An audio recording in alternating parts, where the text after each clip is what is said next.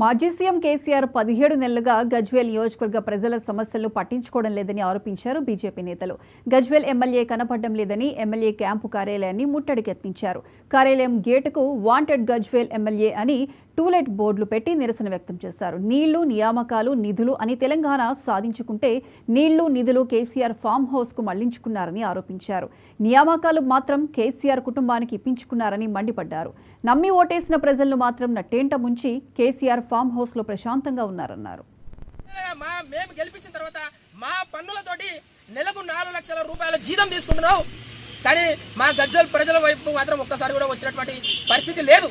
ఈ తెలంగాణ రాష్ట్రంలో ఏమి పని చేయకుండా కూసున్న కానే తిని 4 లక్షల జీతం తీసుకునేటువంటి ఎవడన్నా వ్యక్తి ఉన్నాడంటే అది కేవలం ఈ కల్వకుంట్ల చంద్రశేఖరరావు గారు మాత్రమే అని చెప్పి గుర్తు చేస్తా ఉన్నా.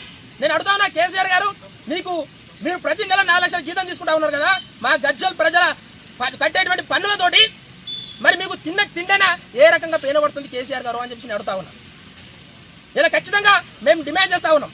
ఇవాళ మేము భారతీయ జనతా పార్టీ ఆధ్వర్యంలో ఈ నిరసన కార్యక్రమం చేపట్టడానికి కారణం గజ్వేల్ వైపు కేసీఆర్ గారు తిరిగి చూడడం లేదు కాబట్టి గజ్వేల్ గారు ఖచ్చితంగా రావాలనే ఉద్దేశంతో, గజ్వేల్ ప్రజలు పట్టించుకోవాలనే ఉద్దేశంతో ఇలా మేము ఈ నిరసన కార్యక్రమం చేపట్టడం జరుగుతూ ఉంది.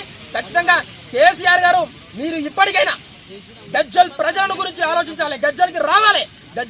గజ్వేల్లో ఎక్కడేసినటువంటి గొంగళి అక్కడనే ఉంది. ఇలా మీరు గజ్వేల్లో ఉన్నటువంటి క్యాంప్ ఆఫీస్ అనేది ఇక్కడ ఉంది. ఇది క్యాంప్ ఆఫీసా లేకపోతే